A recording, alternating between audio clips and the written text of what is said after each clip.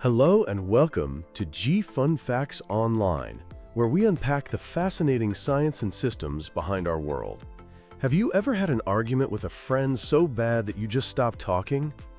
Imagine that, but on a global scale, with armies and economies on the line.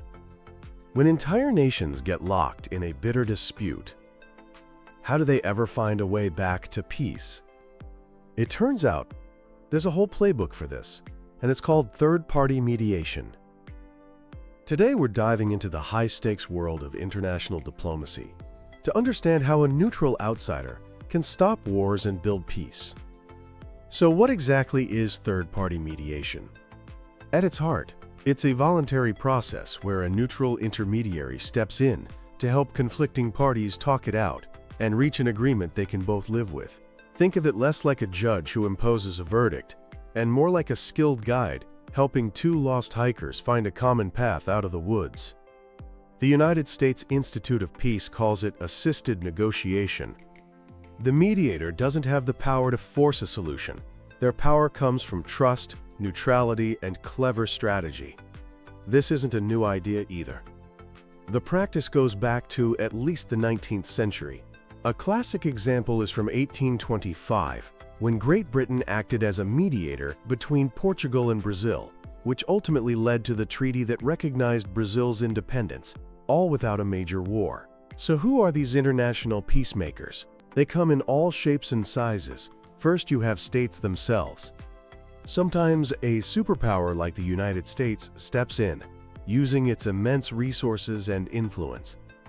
Other times, a smaller, neutral country is preferred because they're seen as more impartial. Then you have big international organizations, like the United Nations, which has a long history of deploying mediators all over the globe. Regional groups, like the African Union, can also be highly effective because they have a deep understanding of the local culture and politics. But it's not just governments and official bodies. There's a fascinating world of Track 2 diplomacy, which involves non-state actors. These can be NGOs, religious groups, or even prominent individuals.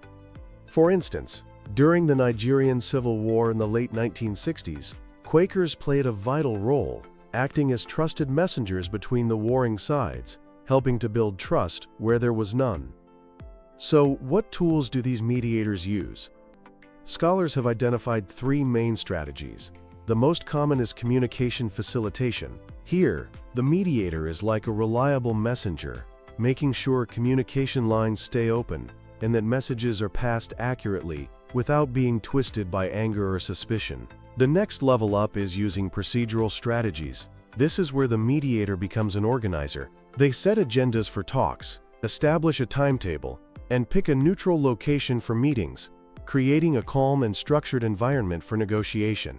Finally, there's the most hands-on approach, directive or manipulative strategies. Here, the mediator actively tries to shape the outcome. They might offer incentives, like economic aid for making a deal. They might propose specific solutions, or even use their leverage to gently push the parties toward an agreement. Of course, for any of this to work, the conditions have to be right. A successful mediation often depends on a few key ingredients. Neutrality is king. Both sides have to trust that the mediator isn't secretly rooting for the other team. Timing is also crucial. There's a concept in diplomacy called ripeness, which refers to the perfect moment in a conflict for a peaceful resolution. This often happens during a mutually hurting stalemate, a point where both sides realize that continuing the fight is too costly, and a military victory is out of reach. Suddenly, talking seems like a much better option. The history of modern diplomacy is filled with incredible stories of mediation. The Camp David Accords in 1978 are a famous success, where U.S. President Jimmy Carter brought the leaders of Israel and Egypt together to sign a historic peace treaty. The Dayton Agreement in 1995, led by the United States, successfully ended the brutal Bosnian War. But for every success, there are heartbreaking challenges. The long-running Israeli-Palestinian conflict has seen countless mediation attempts fall short, highlighting how deeply rooted history and power imbalances can stall progress. The Syrian civil war shows how hard it is to mediate when a conflict is fragmented into dozens of different groups, with powerful countries backing different sides. The world of mediation is also changing fast. Since the end of the Cold War, the number of global conflicts has actually tripled, and they are messier than ever, often involving non-state actors and complex international interests. Technology is a double-edged sword. On one hand, virtual meetings can connect parties from across the globe, and some experts believe tech could cut the time to reach a peace deal by up to 30%. On the other hand, it brings risks like data security and the rapid spread of misinformation. We're even seeing the rise of artificial intelligence in diplomacy, with AI being used to analyze vast amounts of data to predict conflict hotspots and suggest solutions. Despite all these challenges, third-party mediation remains one of our most essential tools for building a more stable world. In an era of interconnected crises, from pandemics to climate change, our ability to talk, negotiate, and find common ground is more critical than ever.